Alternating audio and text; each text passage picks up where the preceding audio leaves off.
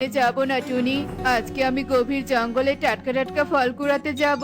আর যদি ফল কুড়িয়ে না পাই তাহলে এই নুড়ি পাথরগুলো দিয়ে ঢিল ছুঁড়ে ছুঁড়ে ফল পারবো। ও বুঝেছি, তার মানে আজকে থেকে তুমি কাঠ বিক্রি না করে ফল বিক্রি করবে, তাই না? হ্যাঁ টুনি, বাজারে কাঠের দাম দিন দিন কমে যাচ্ছে, তাই আমি জঙ্গল থেকে টাটকা ফল পেড়ে এনে বাজারে বিক্রি করব। যদিও জঙ্গলে অনেক হিংস্র জীবজন্তু থাকে, তবুও কি আর করার, পেটে খেলে একটু কষ্ট তো করতেই হবে। এরপর টোনা এক ঝুড়ি নুড়ি পাথর নিয়ে জঙ্গলে চলে আসে আর এদিক সেদিক ঘুরে ফল খুঁজতে থাকে। না, এখানেও কোনো সাপ নেই। আজকেও মনে হয় একটা সাপ ধরতে পারবো না। ইস, আমার কতদিনের ইচ্ছাধারী নাগ বা নাগিনকে ধরে হঠাৎ করে অনেক ধনী হয়ে যাব, কিন্তু সেদিন যে কবে আসবে কে জানে। যাই, বাকি সময়টা অন্য কোথাও খুঁজে দেখি। এরপর কালু এদিক সেদিক তাকিয়ে আবারও একটা সাপ খুঁজতে থাকে। এই তো একটা আপেলের গাছ পেয়েছি, কিন্তু আমি কি দেখছি, এই গাছের নিচে একটা সাপ। তাতে কি হয়েছে? সাপটা তো আমার কোনো ক্ষতি করেনি। ও ঘুমাচ্ছে, যখন ঘুমাতে থাক, আমি এদিকে আমার কাজ করি। আমি কি দেখছি? এটা তো সব থেকে শক্তিশালী নাগকন্যা। খুলেছে, এবার আমার কপাল খুলেছে। এবার আমি একে আমার বিনের সুরে বশ করব। তারপর এর রাজ্যের সমস্ত ধন সম্পদের সন্ধান জেনে নিব। আরে, এত সুন্দর একটা নাগকন্যাকে কিনা সাপুরে বন্দি করবে? তারপর তো নাগকন্যা আর কখনো রাজ্যে ফিরতে পারবে না। না না, চোখের সামনে এত বড় অন্যায় আমি দেখতে পারবো না। এরপর কালু যেই না বিন বাজাতে ধরে, ঠিক তখনই টোনা নুড়ি পাথরগুলো দিয়ে সাপুরের দিকে ছুঁড়ে মারতে থাকে। ওরে বাবারে, মরে গেলাম রে, মরে গেলাম। এই বজ্জাত, এই কে তুই? আর আমাকে এভাবে ঢিল ছুড়ছিস কেন? আমি কিছুতেই নাগকন্যাকে ধরতে দিব না। নাগকন্যা, ও নাগকন্যা, তুমি কি আমার কথা শুনতে পাচ্ছ? ওঠো নাগকন্যা, ঘুম থেকে ওঠো, তা না হলে যে এই দুষ্টু সাপুরে তোমাকে বশ করে ফেলবে। নাগকন্যা, ও নাগকন্যা। টোনার চিৎকার শুনে নাগকন্যার ঘুম ভেঙে যায় আর সে সাপুড়িকে দেখতে পেয়ে সেখান থেকে পালিয়ে যায়। এদিকে টোনাও ঢিল ছুড়া বন্ধ করে দেয়। বদমাস কোথাকার, তোর জন্য আমি নাগকন্যাকে ধরতে পেলাম না। ইস, আর একটুর জন্য আমি ধনী হতে পারলাম না। তোকে আমি ছাড়বো না। পাশের বনে কখনো তোকে দেখলে ইচ্ছে মতো মারবো। দূর দূর, নাগকন্যাটা হাতছাড়া হয়ে গেল। এরপর কালু সাপুরে আফসোস করতে করতে সেখান থেকে চলে যায়। এদিকে টোনা আবারও নুড়ি পাথর দিয়ে আপেল গাছে ঢিল ছুটতে থাকে। এমন সময় ঝোপের ভেতর থেকে নাগকন্যা টোনার কাছে চলে আসে।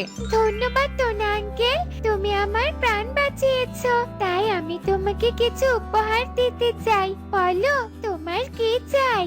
না নাগকন্যা, আমার কিছুই চাই না। বিপদের সময় অন্যকে সাহায্য করা অনেক ভালো কাজ, আর তাই আমি তোমাকে সাহায্য করেছি। না বললে তো হবে না, তুমি নাগ রাজ্যের একমাত্র কন্যার প্রাণ বাঁচিয়েছো। তোমাকে কিছু দিতে না পেলে আমার মা বাবা আমাকে কখনোই ক্ষমা করবে না।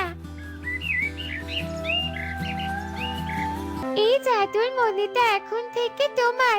এই মণি শুধু তোমার অভাব দূর করবে তা নয়, এই মণি তোমাকে বিপদের সংকেত দেবে, আর বিপদের সংকেত দিলে এই লাল মণি নীল মণি হয়ে যাবে। ঠিক তখনই তোমাকে রসুন বাড়ি বানিয়ে সেটার ভিতরে আশ্রয় নিতে হবে, তবেই তোমার বিপদ কেটে যাবে। এই লালমণি কিনা আমার অভাব দূর করবে, কিন্তু কিভাবে? একবার পরীক্ষা করে দেখি তো। লালমণি, আমাকে আপেল গাছ থেকে সবগুলো আপেল পেড়ে দাও তো। সাথে সাথে আপেল গাছ থেকে সবগুলো আপেল মাটিতে পড়ে যায় আর তা দেখে টোনা নাগকন্যার কথা বিশ্বাস করে নেয়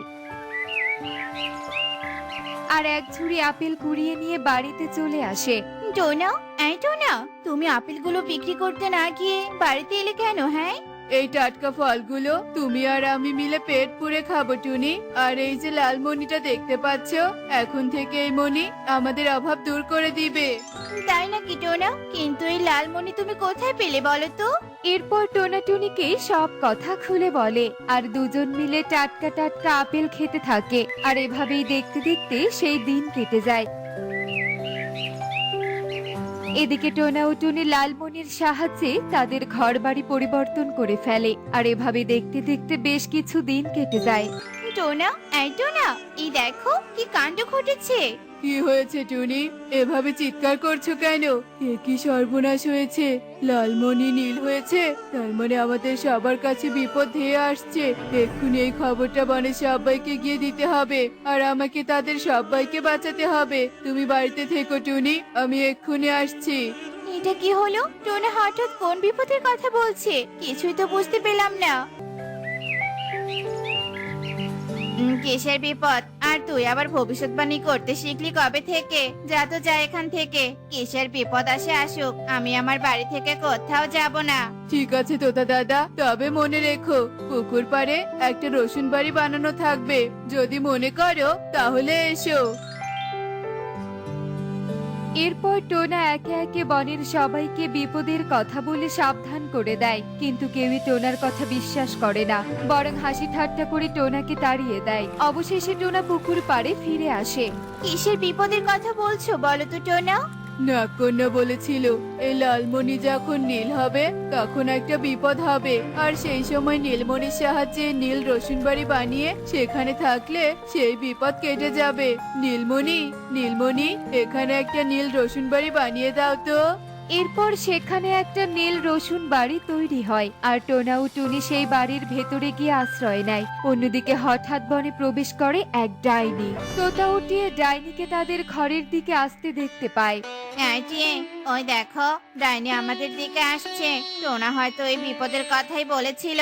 এসো টিয়ে, আমরা পুকুর পাড়ে টোনার কাছে চলে যাই। এই পালাচ্ছিস কোথায়? দাঁড়া বলছে দাঁড়া, আজকে তোদেরকে আমি কুড়মুড়িয়ে খাবো। কে কোথায় আছো? পালাও পালাও, ডাইনি এসেছে, পালাও। ওরে বাবা রে, দাদা দাদা ডাইনি, টোনা ঠিক কথাই বলেছে। যাই বাবা, টোনার কাছে যাই, নয়তো এই শেষ বয়সে এসে ডাইনির পেটে যেতে হবে।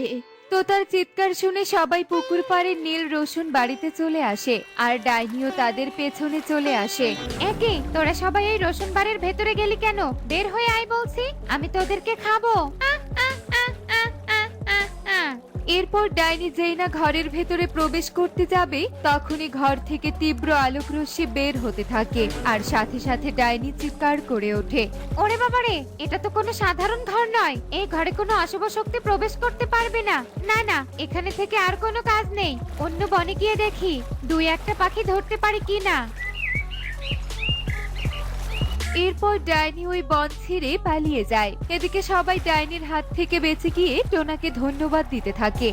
ধন্যবাদ টোনা, তোর কথা আমরা অবিশ্বাস করে ভুল করেছি। তোকে অসংখ্য ধন্যবাদ রে। দেখলে তো বন্ধুরা, ভালো কাজের ফল সব সময় ভালো হয়। এমনই সব মজার মজার শিক্ষণীয় টুনি পাখির গল্প দেখতে আমাদের সাথেই থেকো। আর গল্পটি কেমন হয়েছে তা কমেন্টসে জানাতে ভুলো না কিন্তু। Bye bye.